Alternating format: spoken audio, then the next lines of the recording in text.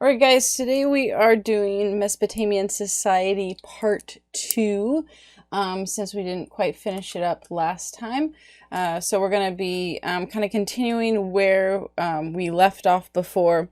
So one of the things that I want to just put as kind of a refresher, I'm not going to do the whole, all the details. I'm just going to make the headers of the list is what makes a good king in Mesopotamia, because these are kind of important when we talk about what we're going to do is we're going to look at a couple of the main empires, and I'm not going to get really into their societies and the subtle differences, because again, a lot of these empires and kingdoms, because they were Mesopotamian, they had a lot of cultural similarities. We'll see Assyria is very, very different. But the ones that we're going to list today are they have a lot, they don't really have significant, drastic differences that say, hey, this one stands out as being non-Mesopotamia, which is why we're looking at Assyria separately. And so we're going to be looking more at the main kings, the kings that kind of stand out for those empires. And what I want you to think about with that is, you know, how do they fit with this list of what made a good king? Or in the case of like Naram Sen, we're looking at how he kind of didn't fit within that process. So you have the first is that the king was seen as a shepherd. And as I mentioned with this before, this was more uniquely Mesopotamia, because you don't have like Egypt or China, or even India, where the king was meant to be a shepherd. That very much came from the regional aspect of tribal chieftains, where they were more locally known and expected to be part of the community in a way that made them more familiar. And Mesopotamia held on to that, with this kind of expectation that the Mesopotamian kings were to be seen. They were to be present in Mesopotamian society. And that is like I said, very unique to them. These other ones are you could apply often to other societies. So they were supposed to be the God's representative, right? So that is looking at the belief was, again, divinely appointed, which does not mean divine themselves, just that the gods wanted them to be king. And we talked about this with the development of kingship, and how that came to be was it was used for justification for kingship. Justice, law, codes, order, things like that. Protection, so building walls, having a good military, keeping people safe, and then providing for the people, which could, you could argue is somewhat protection. But here we're meaning more like the economic and social prosperity of the society. So you're going to have building projects like colleges, and with education, having good long distance trade. Wealth was definitely, that economic success was a huge benefit for kings. If you were doing good that way, people tended to like you. That really hasn't changed. So now what we're going to look at are a variety of the empires. And again, while these, we're going in order here, it doesn't mean that there weren't kings or groups in between. I'm kind of picking the main powerhouses, if you will. So what we had looked up to this point were individual city-states. And you had kings over individual city-states. You loosely had like the Sumerian period, where Sumerian city-states that had a localized region of control, but not necessarily with one king over all of them. The very first empire was the Akkadian Empire. And the Akkadian Empire the city-state that this was connected to was Akkad. And so that's the city-state. And they ended up taking over. Then the king who was able to do that was Sargon. And this was around 23 30 34 to circa 2100 BCE. And again, I'm not going to test you on that date. It's just to give you a chronological connection to it. Sargon was not the first to try to unify Mesopotamia. Others had attempted it and failed. And part of that reason is that we'll see actually Mesopotamia, kind of like the Greeks, were at times fiercely independent. We'll see that with the Greeks when we talk about them, as they wanted to be independent city-states. They did not want to be a collective whole. And Mesopotamia ends up being more of a collective whole under various kings' leadership from Sargon on. But that wasn't their kind of natural state initially. They kind of, it seems by the time of Hammurabi, people are accustomed to kings over a Mesopotamian empire, and so they fight it less. But at this point in time, prior to Sargon, when kings had tried to take control of Mesopotamia, they almost always failed. In part because as soon as they were no longer in that region, that city-state would rebel or revolt, and they spent their whole attempt at being king of Mesopotamia putting down revolts. You go one place, and you put down a revolt, and then you think you've got it, and you leave, but while you're there, another revolt happens, so then you go put that revolt down, and then you think you're good, but while you're in that area, and part of this has to do, of course, with there wasn't like a cohesive geographical boundary that kind of contained Mesopotamia. Egypt was easier to be homogenous, similar in kind of everything they did, because you had these natural barriers that not only protected them and reinforced this idea of Mot that we'll look at when we get to Egypt, but also made it easier to control. Also, we'll see the difference. Egypt used the Nile a lot more for travel.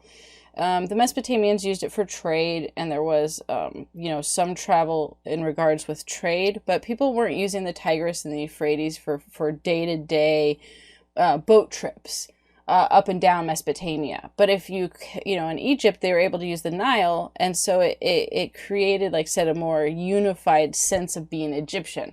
Mesopotamians, it took longer to have that sense. And even when people became used to kings like Sargon, and we'll see Shulgi and some of these others, they still identified as their city-state first, and there was definitely a lot of conflict between various city-states, all kind of vying for that power.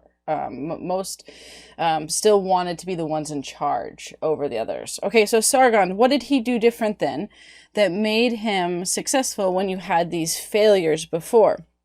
Well, one of the first things he did is that what's important with this is that his method, we'll put that first, becomes a template for later kings. Right, so they end up copying his structure. So he replaces the kings of city-states,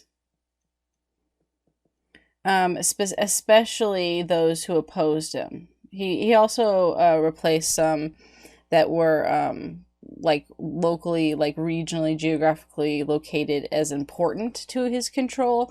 If you were a king of a city-state that didn't challenge him, you might get to stay. But if you had opposed his rule, he definitely was replacing you. And if you were in a strategic location, he probably replaced you too. So a few stayed. And if you wanted to keep your position, then you better basically suck up to him, or you were going to go. And he replaced the kings of city-states with those that were loyal to him. And this is something that seems basic as far as instill people into positions of power in your kingdom that are that are not going to challenge you. But that hadn't been done before. And let's put under this. One of the groups that he did this with to ensure that they were loyal to him were that he couldn't replace all. What's going on with the writing here? It's not wanting to mark up. He couldn't replace everyone with family members, but there we go. Finally, it was having problems. It was looking like there was a keyboard, but I don't have it attached right now. He can replace every city-state's king that opposed him with family members. But when there were family members around, or he had options, those were the first people to go into those positions, because then it was like a guaranteed loyalty. And then second would be those that had been loyal to him but were not family members. So first family members, and then non-family members second. Okay, and so and we'll see he's going to use family in another way as well in regards to religion. Okay, so that was the first thing. This means that you're going to have less revolts. Because the person in charge of the city-state isn't going to immediately revolt the instant you leave, because they're now loyal to you. The other thing that he did is he placed his daughter as head priestess of Mesopotamia. Now, what was unique about this was that there was no Mesopotamian temple. Okay, so prior to Sargon, there was no Mesopotamian, we'll say, temple or cult, and not a cult like you would think today. Right, that's just the following, so don't think of it in terms of like a crazy leader that convinces everyone. It's not like the way we use the cult in terms today. He created a centralized Mesopotamian religious structure. So before this, each city-state had their own temple and priests, and while because again all of these city-states were relatively similar in culture, it kind of came off if you were just looking at it like they were unified, because they did communicate, they did worship the same gods. But you had different patron deities for each city-state, but they were locally controlled. There was no Mesopotamian temple or priesthood that then like told the other temples in the city-states like how to worship, what to do. And so what he did by creating a Mesopotamian temple and following, and then having a centralized Mesopotamian religious structure, that became this makes it that the head temple over all other temples. And then of course what that means is that the head priest or priestess in this case, right, is in charge of all priests and priestesses in the other city-states, and that didn't exist before. So that's important, because then, right, what does this create ultimately is it's the same thing that developed with the transition to early kingship. So it makes sense.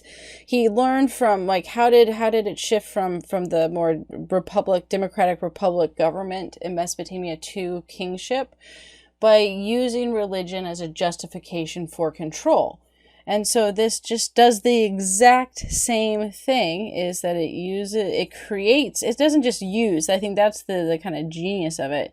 He created and used then religion and his daughter, right, a family member, as justification for his rule.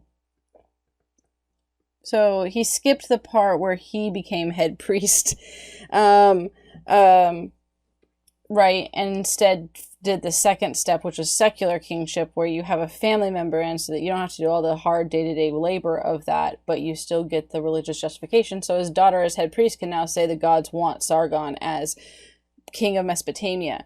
And important that he created his justification for rule over Mesopotamia. Right, not just Akkad. right? Now, by creating a Mesopotamian temple and priesthood, that's justification for that entire thing. So it was smart in that sense. And then the other thing that was shared, and I whether he created it or it was created later, is that he actually had like a birth narrative. There was, we'll say, legend attached to him. And what this was that when he was born, he was put into a basket and put in the river.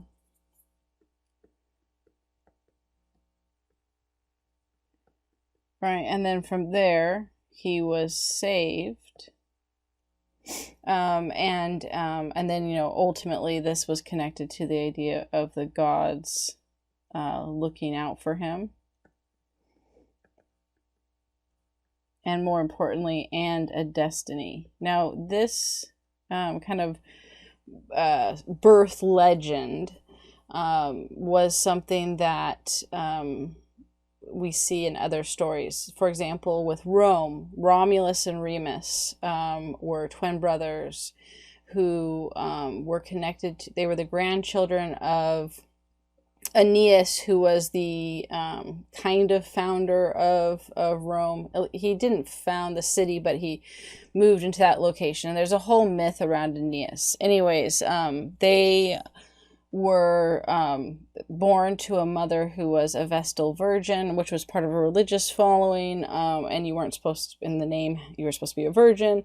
The story was that their father was a god, and so she hid it, and then when they were born, she put them in baskets and floated them down the river to hope to save their lives as well as hers, because in Rome, was an actual religious cult or following, was that if a Vestal virgin broke that oath, they were buried alive. Anyway, they get found first by a she-wolf and then by a farmer who raises them until they figure out their heritage and their destiny, and then they find the city of Rome. So same kind of thing, right? That he, his mom puts him in a basket to float him down the river to try to save him, and then he is found and saved, and then figures out his origin story, if you will, and then ultimately establishes the idea that the gods were looking out for him and that he had a destiny to fulfill. You also see this with the Hebrews and the story of Moses. Same exact thing, right? The Pharaoh's going to kill all the babies from a certain age under firstborn sons, and so his mother puts him in a basket, floats him down the Nile. He's found and saved and actually raised as the Prince of Egypt until he finds his own heritage and goes out in search and then finds his destiny. So same exact legend story, but having a legend story or origin story that gets transformed into myth and legend can also reinforce your control, right? Okay, so that's Sargon. The next individual is actually with the Akkadian Empire as well, and that's Naram Sen. And Naram Sen is the grandson of Sargon. Now, he was actually not next in line. His father, the son of Sargon, was. There were two. I think there were two brothers, and I think it was actually the other brother that was king first after Sargon, and then Naram Sen takes over. So again, it doesn't necessarily mean this happened right after one after the other. There was actually another king of the Akkadian Empire before Naram Sen, but Naram Sen was the grandson of Sargon, and he Sargon was mixed results, partly because he was, as far as whether he was viewed as a good king to Mesopotamians. Part of this has to do with the fact that and he was establishing a whole new system that not everyone was pleased with. But overall, Sargon was seen as relatively favorable, in part because he, focused on religion and justice, and he wasn't an overemphasis on military kind of thing. Naram Sen then kind of goes in the opposite direction, in many ways. And I mean, in these cases, I'm going to be focusing on kind of the negatives. There were some positives of early expansion and power or wealth that Naram Sen brought to the table. But then that kind of cascaded out of control. And he, whether some of these accusations were not things that actually happened, but that got placed on him because people didn't like him, or whether they did. Either way, it kind of shows how they viewed him in a negative light. So Naram Sen is the example of a bad king. And he actually gets a curse written about him. It's the curse of a god, which is a god is just a different translation or writing of Akkad. Okay, so the curse of a god. So kings get a lot of leeway in society and history. If you get like the moniker the Great, occasionally someone actually like attaches that to themselves and it works, but usually you had to do like spectacular things. It didn't mean you had to be a great person or even a great king, but you did something that was like amazing to get it. Likewise, to get the like Ivan the Terrible, which was a Russian ruler, you have to be pretty awful. Because a lot of kings we see in history are not good people, and they don't get the terrible attached to it. So the curse is kind of the same thing. You kind of have to be a jerk and do some pretty crappy things to get a curse written about you. People really had to dislike him to go out of their way to write up a curse because of his actions. So what did he do? We'll see here. We'll put actions or rule. Okay, so there were accusations that he did not take his responsibilities as king seriously.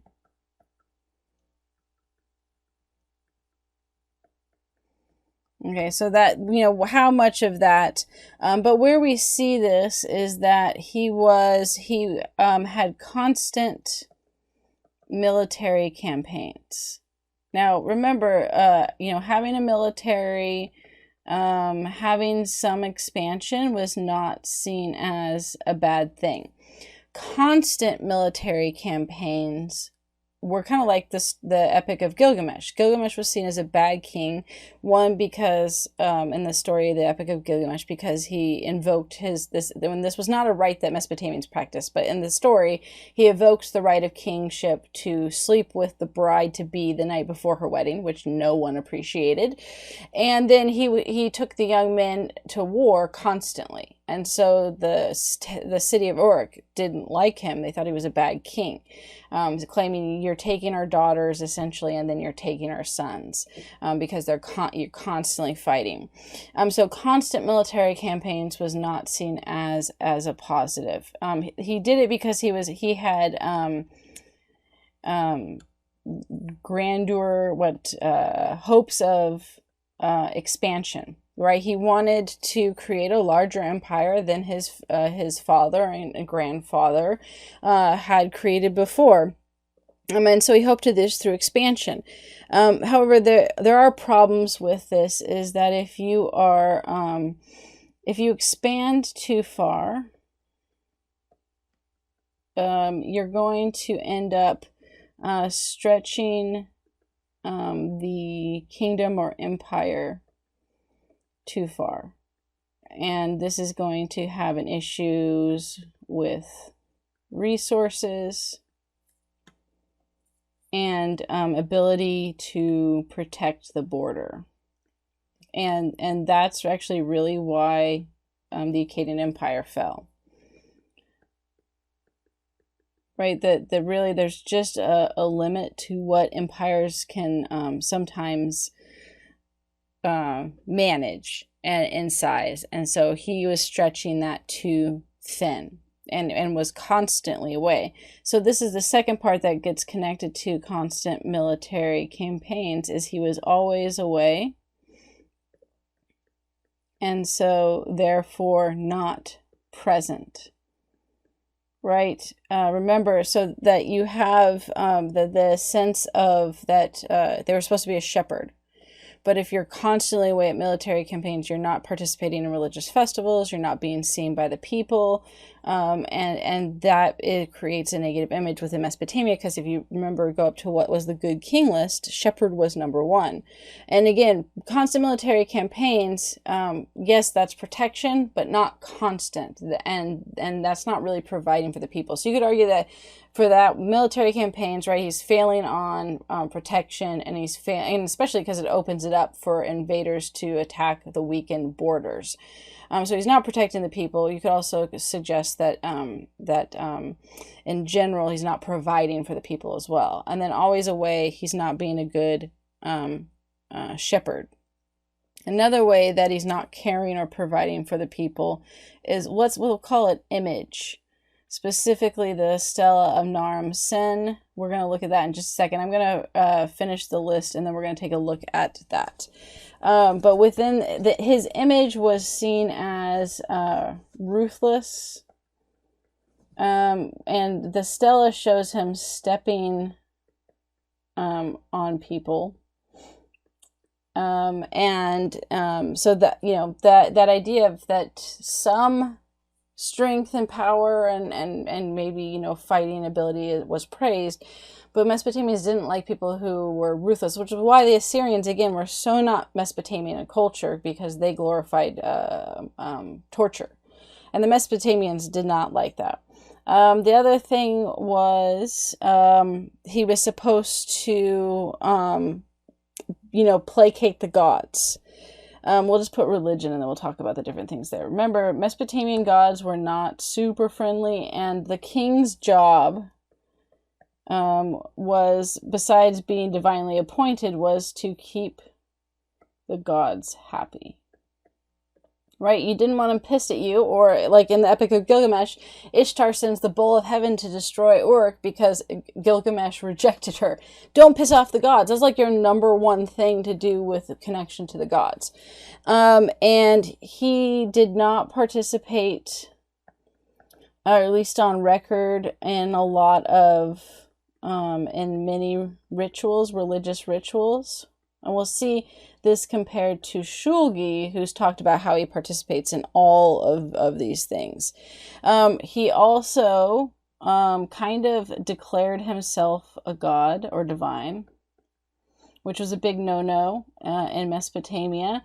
And then he also, or at least was accused of destroying a temple. So again, whether he actually did destroy a temple, the idea, and then that is why you end up getting the curse written after this took place. And supposedly in some of it, one of the stories is that he was accused of disrespecting the gods and not doing what he's supposed to, and he tried to figure out why, and then that led to frustrations, and eventually then he did attack a temple. Another story, he didn't.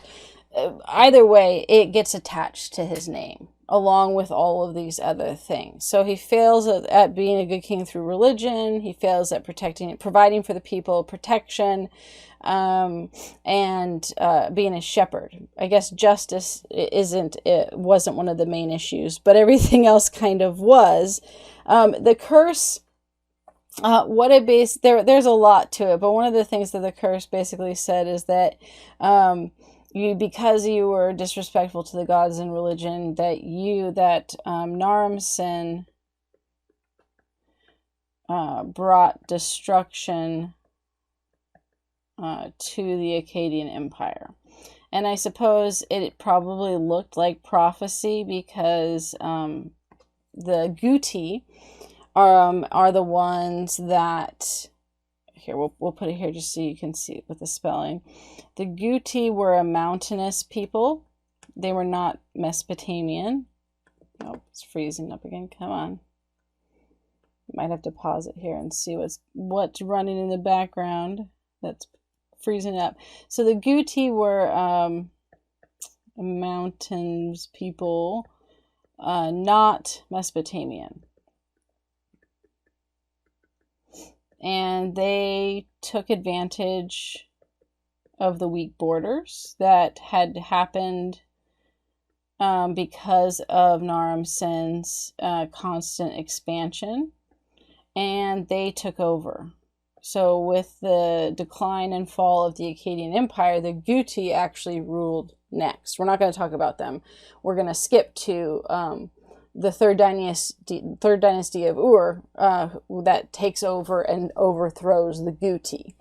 But that they take over. So this was kind of very much probably looked back then at the curse and see, we told you, right? Their argument was that the Guti took over because of Naram Sen's actions. And to a degree, I suppose, the fact that he kept expanding and weakening the borders led to them being able to come in and invade easier. But that's certainly not what the curse's actions were, that he disrespected the gods and destroyed a temple and connected himself to the divine. So let's look at a couple images here. We're going to skip to where we were. This is Sargon. So there's an image of Sargon. And then here is Naram Sen. So this here is the Stella of Naramsen. This is just a close-up on the right. So this is Naram Sen here, right? And then you can see the people. Let's do it right here. If we go to the close-up, right, what is he doing? He's standing, he's walking on dead people. And then it's showing others fighting and attacking. And he's walking up to this tall mountain up into the heavens. And the other thing you notice is that he's wearing this horned helmet. So one of the suggestions for why it's likely that he connected himself to the divine is for a couple different things. The first is his size. What do you notice about the size of Naram Sen in this stela? Right, look at the people below, and not just that he's standing on them, but his size compared to them, right? He's bigger than everyone else in the stela. That is what's called hierarchical scale, and it's used to represent, it's often done to show gods. The pharaohs use hierarchical scale all the time because they were seen as part divine. And it could also be for just to showcase the importance, but almost most of the time when we see hierarchical scale in that sense, it's because a king is attaching themselves to the gods in some way. But it could also be just trying to show that they're more important than everyone else. But generally, bigger people, they're one, if nothing else, that meant that they're the most important. And then secondary, usually connected to the gods and religion. It's meant to intentionally emphasize that person because their scale is so much larger than everyone else's. And it's also the hierarchy of it, right? That there's a hierarchy of control or power. So first thing of why he might, was suggestion that he considered himself divine, if not a god, which again was a big no-no for Mesopotamians, was this size. The second thing was the horned helmet. The horned helmet was usually reserved to represent the gods. So now we have the hierarchical scale and the helmet, right, which then connects to this idea of divine or, God. And then also this idea of that he's trampling on people to fight to go up to this mountain, up to usually if you have this mountain with real tall mountain up to the sun, the skies or the heavens, right? So it looks like he is we'll say ascending to the heavens. or at least attempting to scale the mountain to go. That's in the direction he's going. And maybe it was just meant to be a background, but it certainly is giving an implication that he's making his way up to heaven. So all of that then suggests that he was using that. The other thing, though, with the importance of Naram Sen and the Stella is that you have this emphasis on warfare and violence.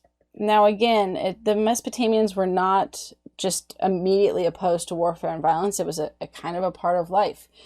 Excessive warfare and violence was the problem. And this scene here is definitely excessive, right? He's glorifying stepping on, trampling, killing. And if you then combine that with all the other flaws that we kind of talked about, it's not surprising that he kind of checks off most of those lists as the opposite. If you go through the good king list, right, he basically fails to do almost every single one of those. And so you end up then with someone who's seen as not a good example of a good king of Mesopotamia, but rather someone who is a negative. And here's just a close-up too of the people again, showing the bodies, others that look like they're walking up, but others that are fighting. So it's just glorifying that kind of violence and structure. Now the next king that we are going to look at, there's two more, is Shulgi, and so we're on 4 here. Shulgi. Now we move to a new kingdom. Actually, so let's put the kingdom first, like I did with the Acadian Empire. This is the 3rd dynasty of Ur. There were previous dynasties, but this one was the most powerful and well known of them, in part because it was the most successful. So the 3rd dynasty of Ur. What helped them from the beginning is that they restored control of Mesopotamia from the Guti. Right, so from non-Mesopotamians is the key. So they overthrew, and you restore it back to the Mesopotamians. You had Ur-Nammu was the first. And his son Shulgi is the one we're really going to talk about. But Ur-Nammu was the one that kicked off this kind of Mesopotamian Sumerian Renaissance, as it was often called.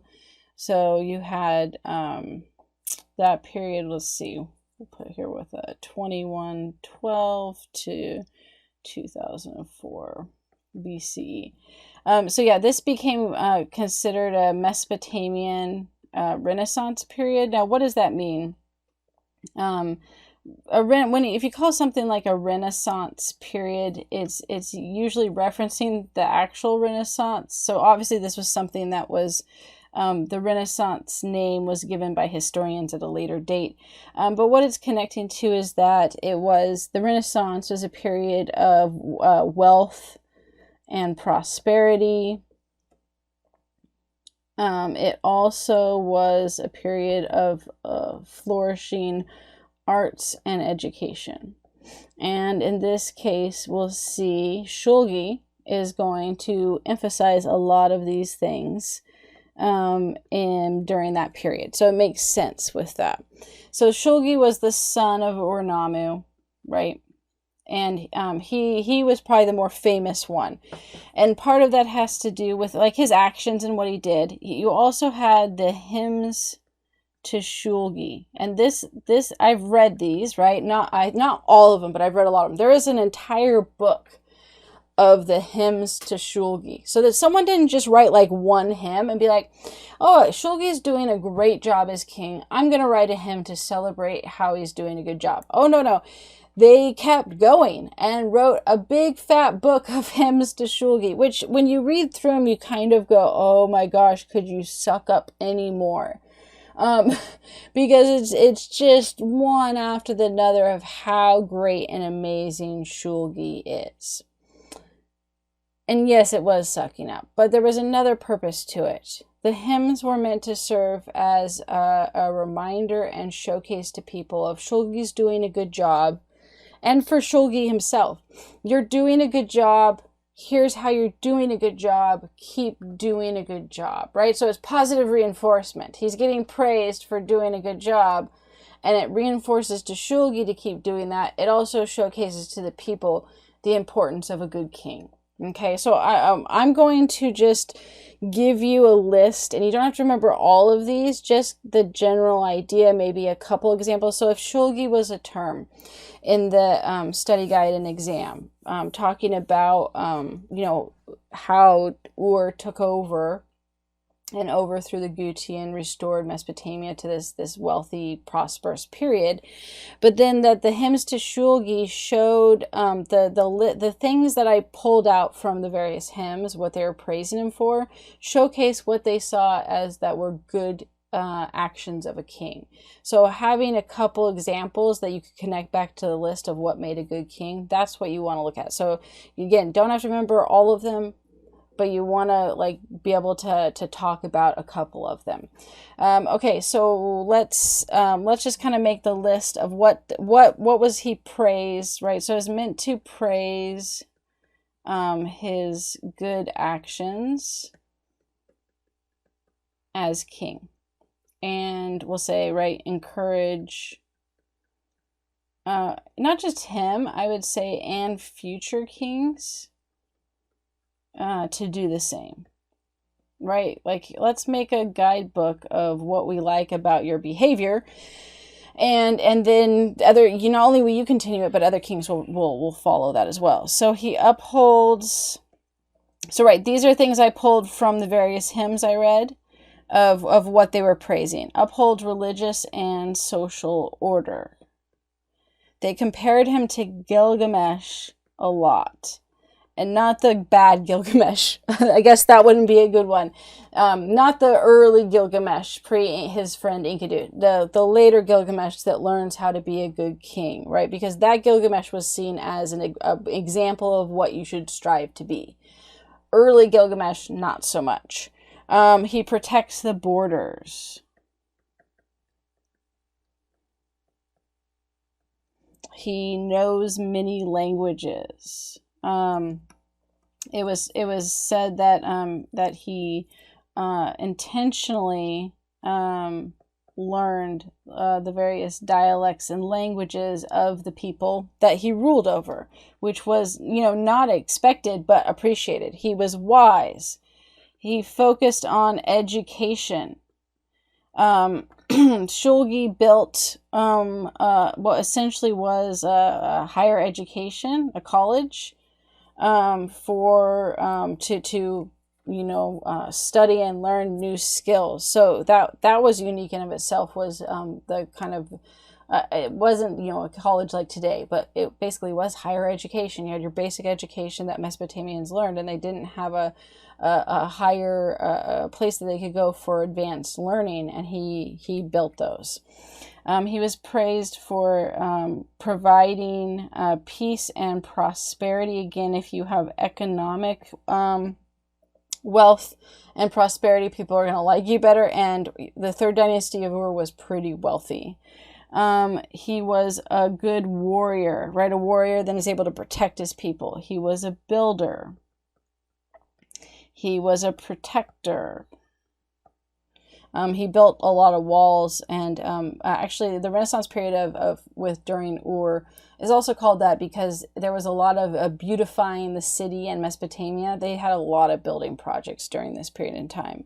He could play many musical instruments.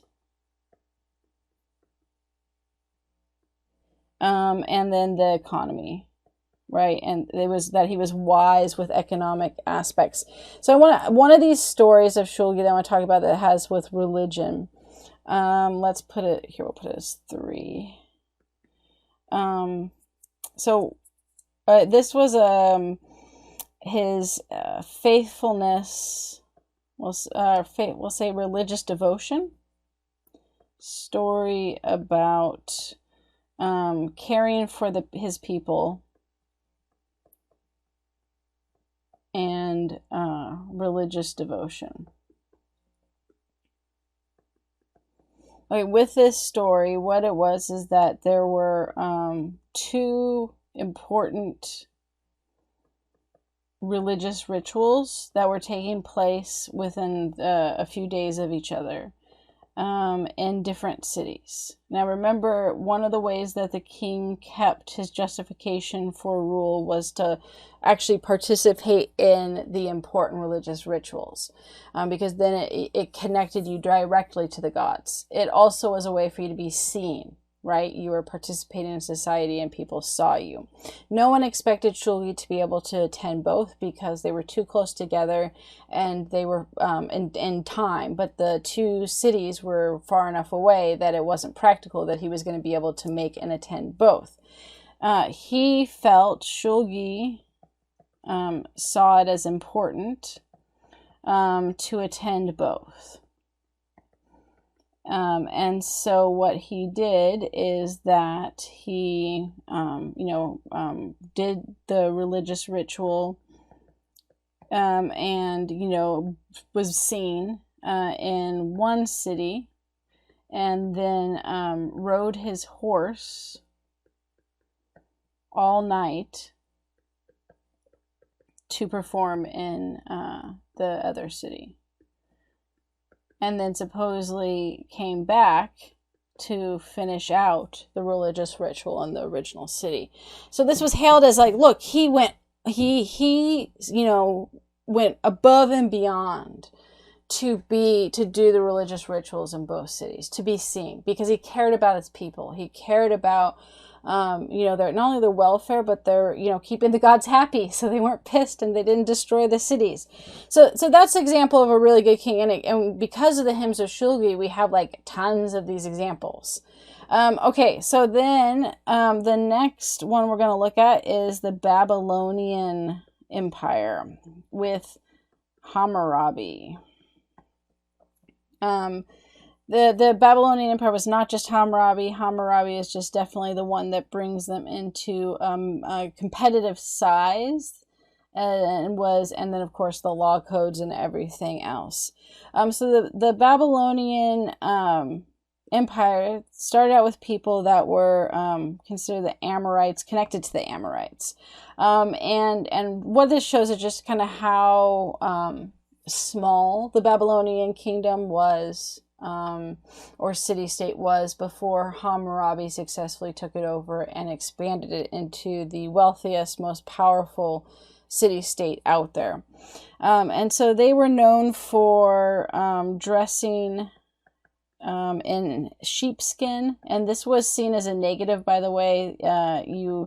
They were made fun of, and you would actually tell someone, right, if you were trying to be derogatory to them, that they wore animal skins, because what was seen as civilized, in the sense of it being like we're better than you, was woven cloth, right? Animal skins were seen as like, what hunting and gatherers used to do. They were nomadic, or at least semi-nomadic. And these are things that the Mesopotamians accused them of. So this is the ancestors of the Babylonian Empire. They were nomadic. They ate raw meat and did not bury the dead properly. So we'll put with this though, these were all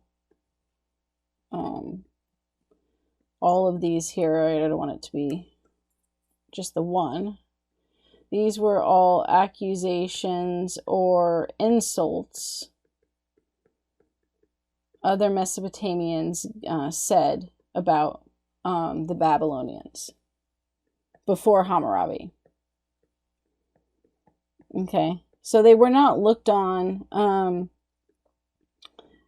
as powerful or even advanced or favorable initially for their ancestors. Now, this is the Amorites were the ancestors of the Babylonians. Eventually they migrate and settle down in the area, and this becomes the city of Babylon, right? And then Hammurabi's father was king over Babylon. So Babylon was their city-state. And before Hammurabi was seen as basically small and insignificant. Right? And again, that's why they were made fun of. And people harken back to, oh yeah, but not that long ago, your ancestors, were wearing skins and doing all of this stuff. So how great can you be? When Hammurabi takes over, he is going to transform Babylon. Right? I mean, he's going to make it into a Babylonian Empire that becomes like the big thing in Mesopotamia. Probably, like I said, the most powerful and strong empire in Mesopotamia at the time. So he was too small to use military to take over and the other empires. So what he used was diplomacy in a way that was incredibly shrewd. What he did is that he allied himself. He allied Babylon, himself and Babylon, right? It's like, I'm going to offer my city-state to 5 major city-states. Basically, he went to the major players in Mesopotamia and said, hey, you want to be friends? I'll help if you want to travel through my territory, keep you informed of what I hear. And these 5 major city-states were often in competition for control and had fought each other in the past. So what he did, so they said, sure, I mean, you're insignificant, but why not have an ally? And so what he did is he started writing letters, and we have some of these. And in the letters, we'll just say he made things up that led to major city-states fighting each other. Okay, so what he did is it basically be like, hey, Mari was one of it, Lagash was another. Hey, Mari. And he would have written to the king, but I'm just going to use it as city-state. Hey, Mari, I heard that Lagash said this about you, that you guys were stupid and insignificant, and that they're raising an army to attack you. And then he would write to Lagash, hey, Lagash, Mari said that you guys were worthless and that you could not stand against them. And that they were raising a force to attack you. And so he'd go to them through these letters to fight each other. And whoever won, it didn't matter because he was allying himself with both of them. And whoever was the winner then thanked him for, informing them and letting them know and basically saying you had a role in our victory. And so then the winning... the victorious city-state,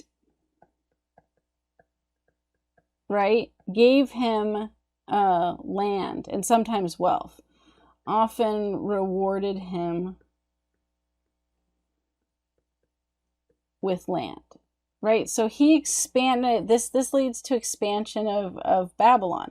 He was able to expand Babylonia, not by his own warfare, but by this shrewd trickery of diplomacy, if you will.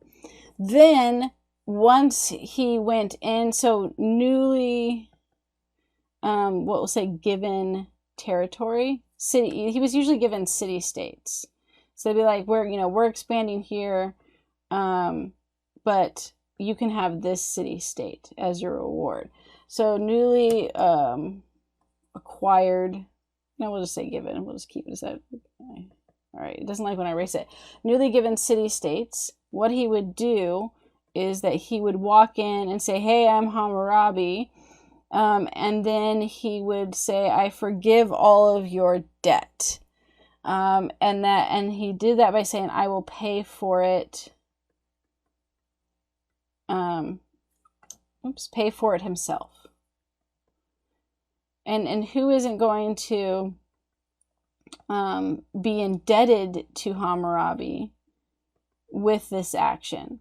So, I mean, it's incredibly smart because, right, they've just been conquered, and then now he's giving this. So you have to try to, how am I going to get these people to like me and be loyal?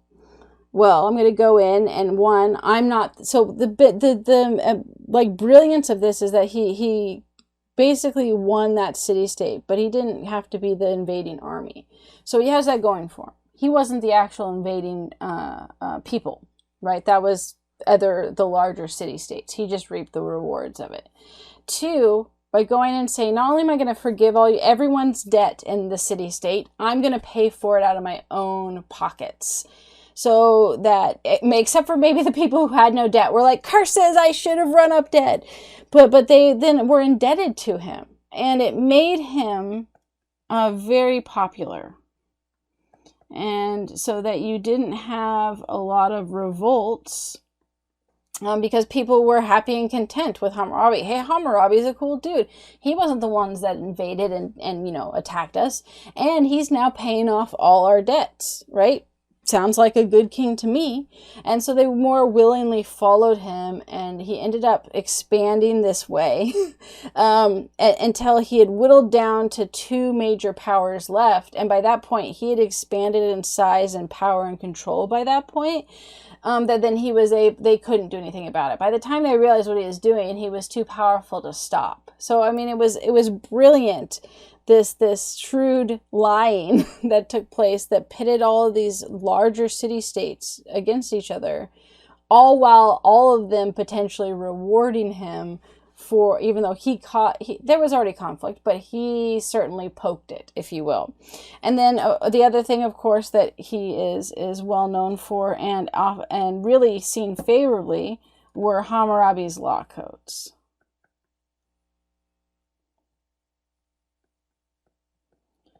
Okay, so these became, and for, like I said, for the most part, these were not only the law codes, but the system that he had in place was seen as very favorable.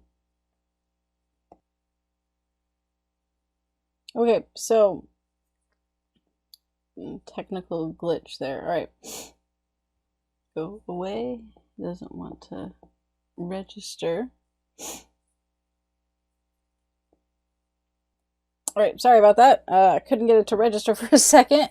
Okay, so what happens with the law codes is the first aspect of this is that Hammurabi didn't write all of these law codes. Okay, what he did is he codified the law codes, and what this means is that he collected all of the law codes from Mesopotamia, around Mesopotamia, after he had basically created a Babylonian Empire. He corrected all the law codes, and then he put them together in one place. So he probably wrote a few of them, but ultimately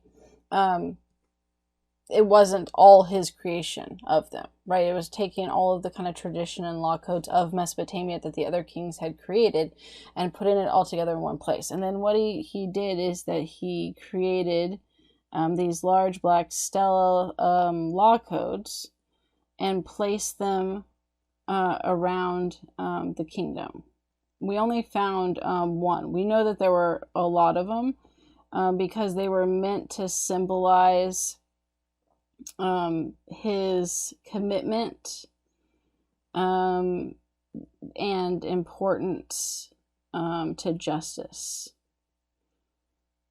right? And we'll look at a picture of it in just a second. The idea is that what you had with these was that there was the carving on the top, which was specifically Hammurabi and the god Shamash. So god Shamash, which was the god of justice. and Shamash is giving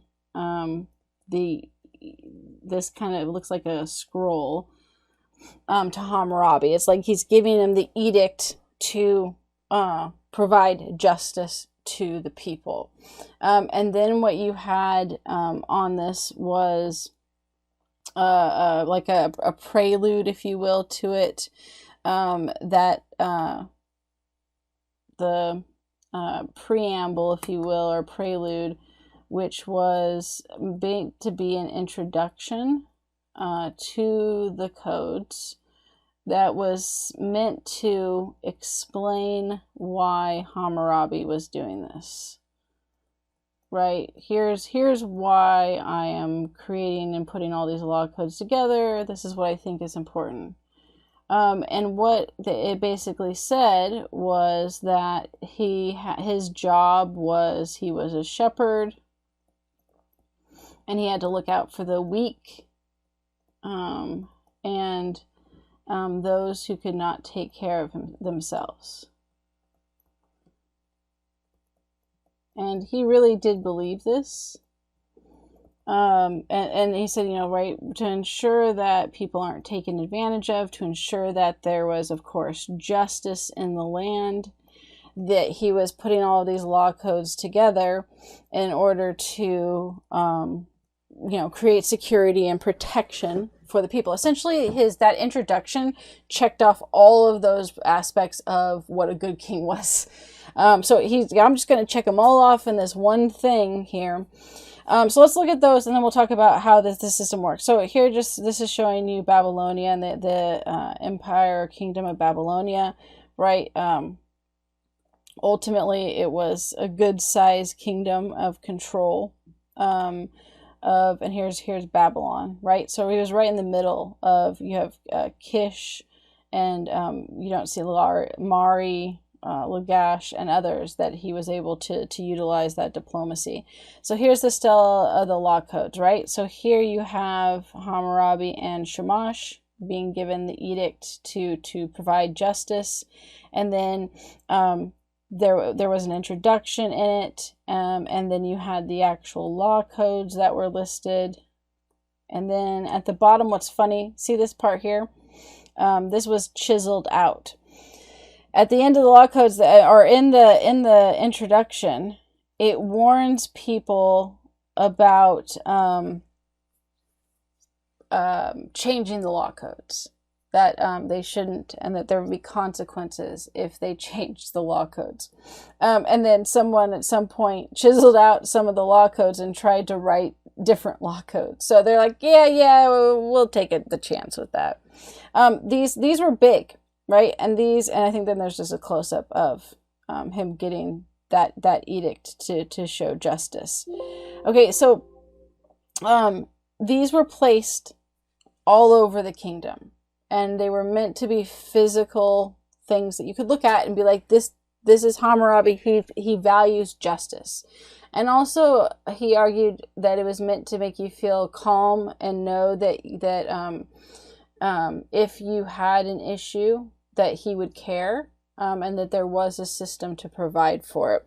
So one of the things that is important to know is the law codes were reactive, right? And what that means is that, one, with this, right, that they were written when something became a problem. And I mentioned this with actually when I recorded with the law codes and stuff, but I want to just make sure it's clear that what would happen is in our system of law, ours aren't reactive. We kind of created this idea of okay, there's theft and there's murder and then there's assault, and what we're going to do is say, under assault there's different, or theft, right? There's different classifications, whether, what was the intent? Did you use a weapon? How much was stolen? Things like that. But it's meant to be kind of universally covering all aspects of stealing. And reactive law codes instead are very, very specific because they were written about a specific problem that kept happening. So instead of writing a law code for theft or violence to try to cover all aspects of assault and violence, instead, when a certain type of assault or violence happened, then they would, the king would issue an edict for a new law code to try to solve that problem. So why is this important, right? Why do we care that it's reactive?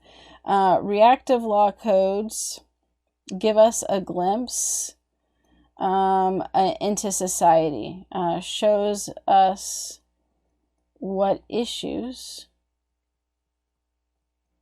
society had, and that they thought it was important to fix it. So it's not just that there was shows us what problems they had in society, but that they thought that it needed a law code to fix it because they saw it as wrong. And so reactive law codes really give us a good glimpse into the society and how people lived and what issues they had to deal with. What was the structure of their society? How did they protect women? How were women still under a patriarchal society? What was significant about the social class structure? How was farming a central aspect of Mesopotamian society? The law codes give us this great picture into that system. Now, the other thing that you had is we'll call it the court system. Okay, so you had kind of two parts. You had a local, and then you had the federal, in the sense of Hammurabi. Right. And the local was taken care of by what were essentially magistrates, and Hammurabi's court, you could appeal to Hammurabi. And so if there was an issue, you'd bring it up, and then the local magistrate would try to resolve it between two people. Usually economic compensation, right? Because that leads us to the punishment issue, which I again want to emphasize. Most of the time, right, they did not do the punishment listed, because otherwise it comes off and sounds like it was a pretty brutal place to live. Limbs cut off, teeth bashed in, eyes gouged out. Yeah, most of the time they preferred, or what they people wanted, was economic compensation. Now, this didn't happen every time, but the majority, it usually was, okay, that's showing you the punishment listed was essentially meant to show the seriousness of the crime, and is also going to be connected to social class structure. Okay, but most people, if they were resolving it, wanted economic compensation, not someone's eye or hand cut off. When we have court cases and documents from the court, and while occasionally it shows like there's a royal woman who was accused of adultery, she was like a princess, and her servant was then had to do the water test for her, which sucks for the servant, especially because she drowned. It doesn't say in the end, like, if there was a consequence to the princess, or if the consequence, because technically the consequence was supposed to happen to the person who was accused when they swam in the river, but because she was a princess, she got to like substitute herself for a servant. But that was rare and unique, and again, you do see occasionally those consequences, but debt slavery was one that did happen. But again, the violence ones where you're physically harming people, they weren't killing kids, right? There's one that talks about the daughter would be killed. They weren't doing that.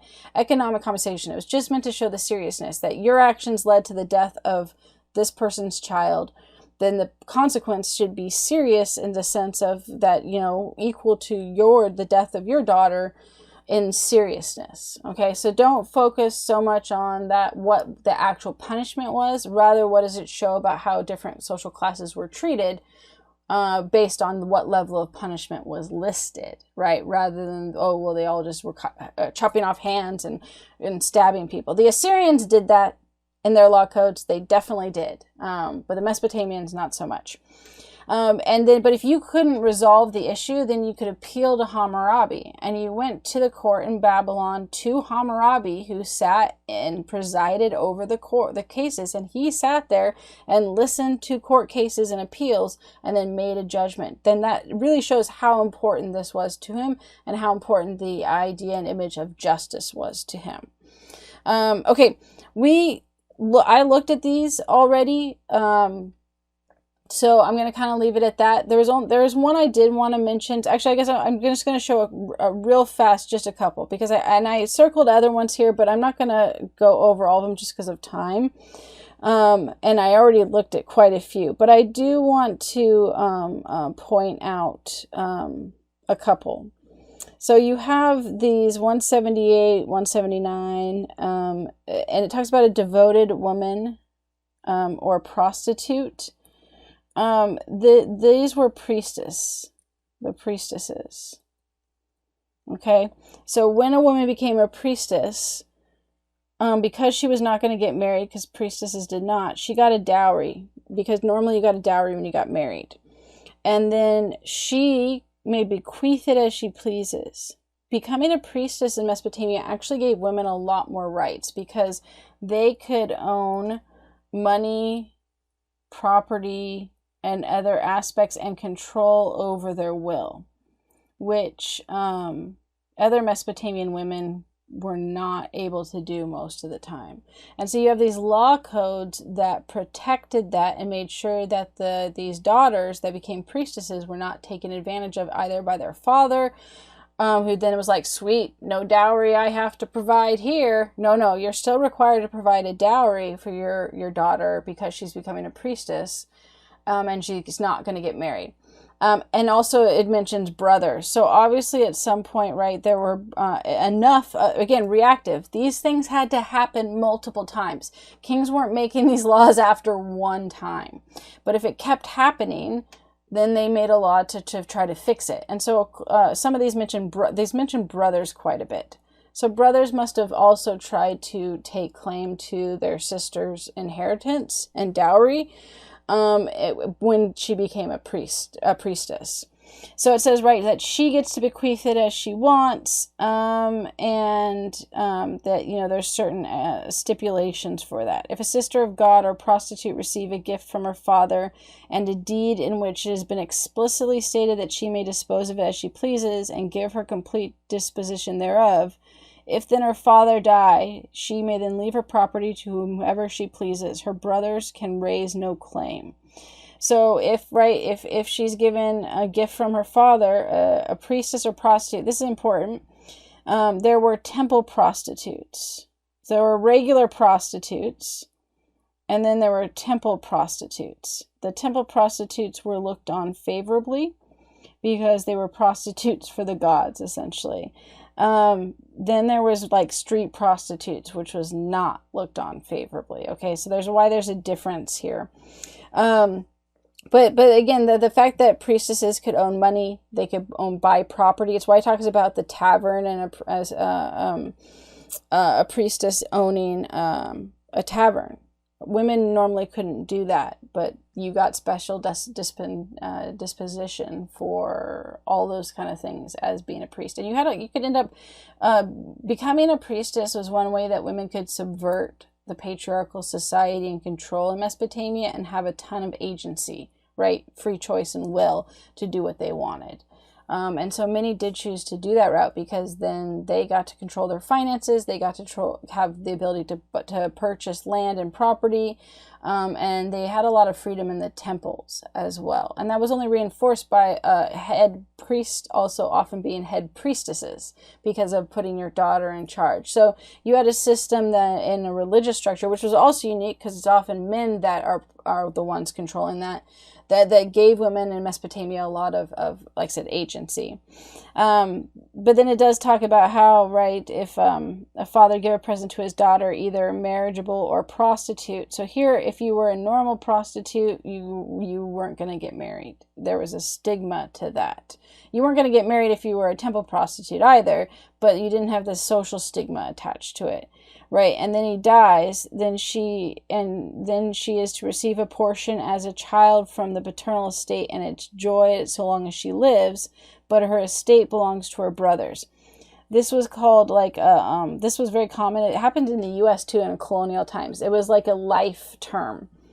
And what it meant is just that if a daughter was not going to get married, or if she was not married when her father died, or she was a prostitute who wasn't going to get married because she couldn't when her father died, she got to live in the house. Her brothers couldn't kick her out and leave her destitute, but she had no authority or control or ownership of it. Her brothers still controlled it. They just couldn't kick her out. She got to live there as long as she lived. So that's a very common law that actually gets transferred and followed almost exactly, not the prostitute part, but that women in colonial America would get life terms, where when their husband died, their kids couldn't kick him out of the home, but they technically didn't own the property. It was the eldest son, or divided amongst the children, specifically the sons. But they had to let mom live there if they were not very good children. Obviously there were bad children who were like, peace out, mom, out you go, my house now. And so the king was like, oh, how about we don't do that? That's your mother. Let's not kick her out and leave her homeless at her old age, kind of thing.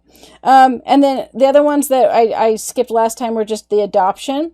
Then there's a couple different ways of adoption. It talks about that there was some purpose of adoption to teach them a trade, right? If an artisan has undertaken to rear a child and teaches him this craft, he cannot be demanded back. If he has not taught him his craft, the adopted son may return to his father's house.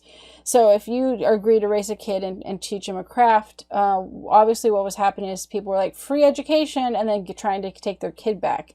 They're saying, no, that boy has now become this person's son because they adopted him and taught him. If they say they're going to take him in but don't teach him the craft, then they can return to their father's home.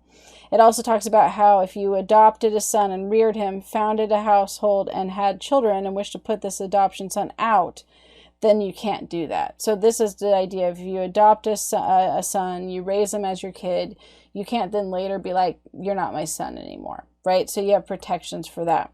The other one I wanted to show was, we're going to skip the farming ones, other than it talks about herdsmen, which I thought was interesting, right, of what's their fault and what's not. So that if you were a herdsman and you were lazy, or you lost sheep and did a bad job, you were responsible. If it was a lion or an act of God, you weren't, right? So protections that way. But within this one here is a really good one for showing the social class differences, right? 203 through 205. If a freeborn man strike the body of another freeborn, he pays 1 gold mina, which is the most money. If a freedman strikes the body of another freedman, and here it's this translation's bad. Freeborn man, freeborn. Freedman, they pay 10 shekels.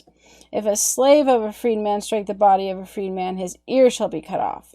Right? So here, if you were a freedman, you paid less because of the expectation you had less. If you were freeborn, but you attacked another freeborn, you paid more because that person was more valuable.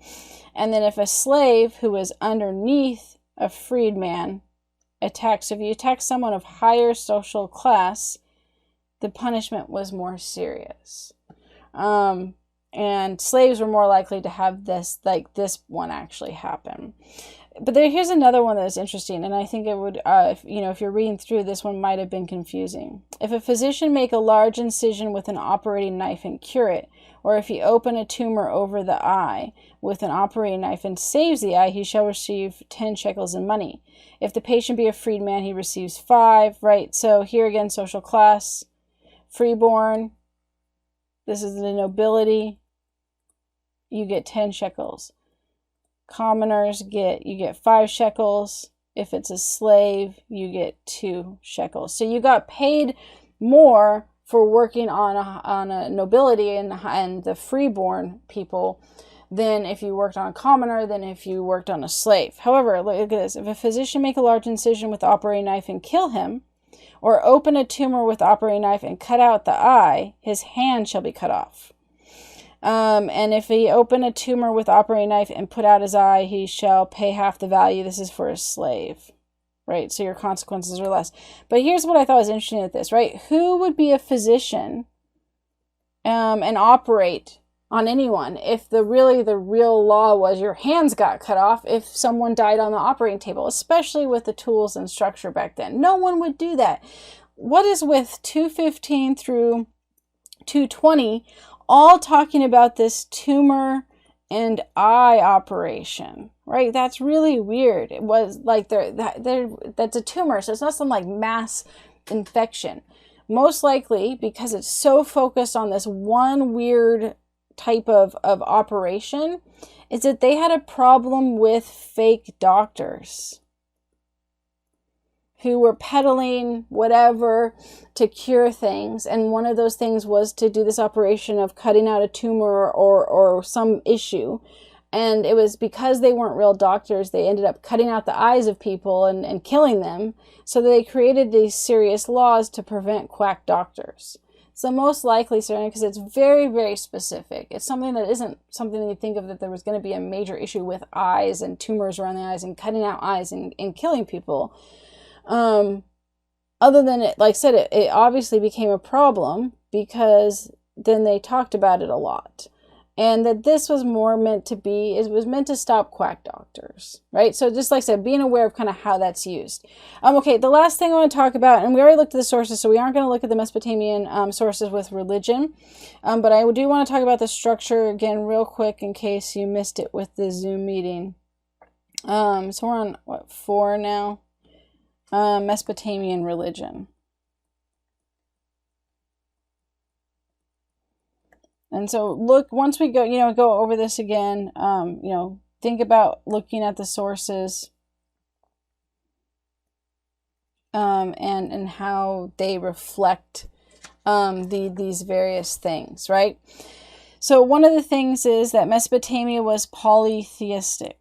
Right? And polytheistic means with poly, many or multiple gods, which was normal for ancient religions. That tended to be how religious structures were set up. And so you had what were like major deities, and then you had minor deities. We'll see like Greece had a lot more groups.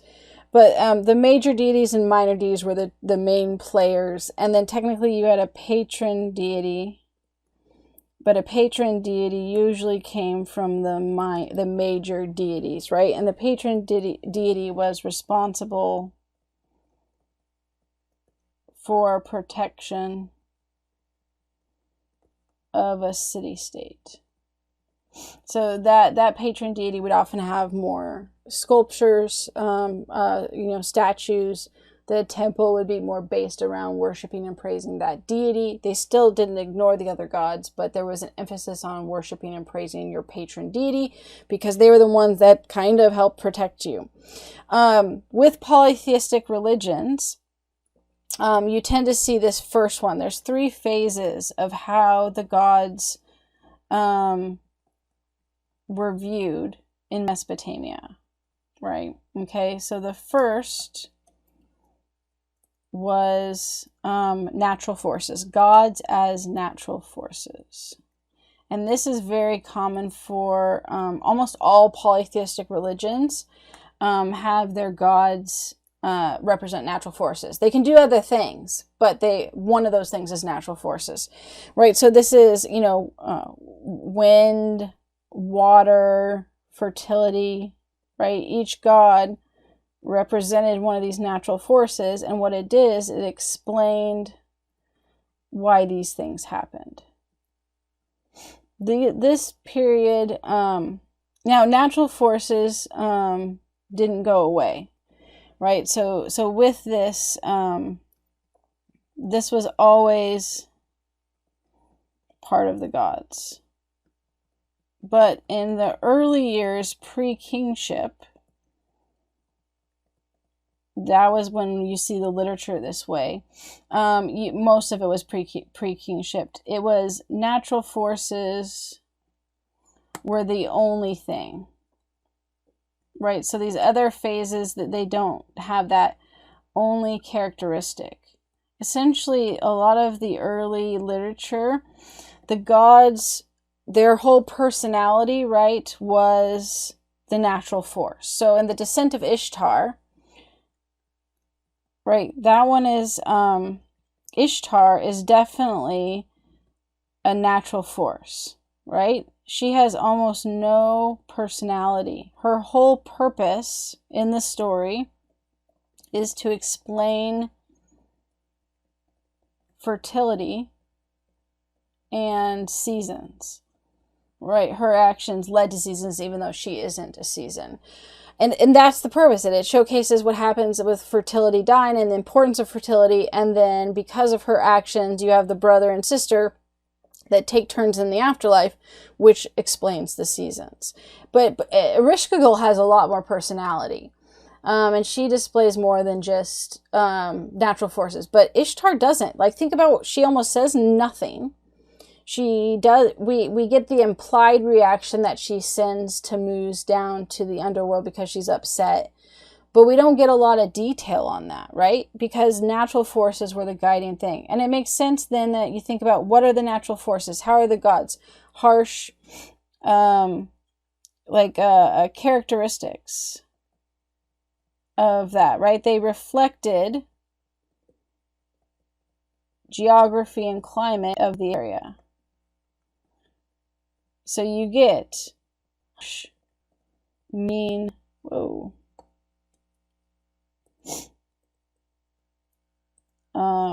fickle, right, etc., etc. Because that's what the Mesopotamian climate and region, and the fact, right, that it wasn't as stable. When kingship happens, you have more stability, there's less warfare.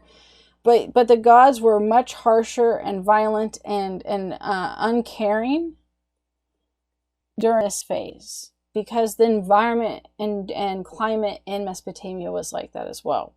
The second phase was gods as rulers. This one we start to see patron deities emerge, and it's also the period of kingship, right? So when you have the shift to kingship, literature changes, and the gods are patron deities and rulers, are protectors of cities, right? So they care a little bit more. With a patron deity, right, the gods care about, are supposed to care about, they don't always, the city, right? So for example, in Gilgamesh, the Epic of Gilgamesh is a good example of this period, right? Ishtar is the patron deity of Uruk. Now, she fails to do her job because she gets so upset that she sends the bull of heaven to destroy it, but then they stop it. But that idea of, like, that she has way more personality in the Epic of Gilgamesh. You could also argue that Gilgamesh, because he's part god, is also a ruler. He's the actual king, and Gilgamesh is part god, so he would also fit into this aspect. But you think about, right, that the fact that because of kingship and because of rulers of the city, you now you have what has changed, right? Well, not the climate, but with kings, you have a safer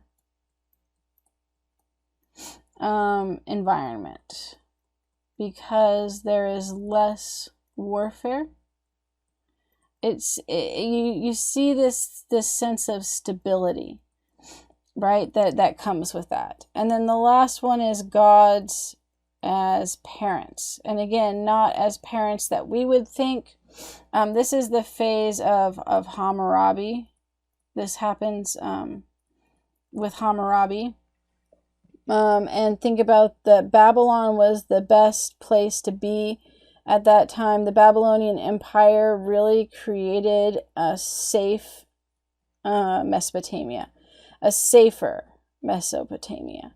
Life was still hard. Things were difficult, but it was the safest it had ever been. So now you have the gods are more invested in humans. And they actually might help.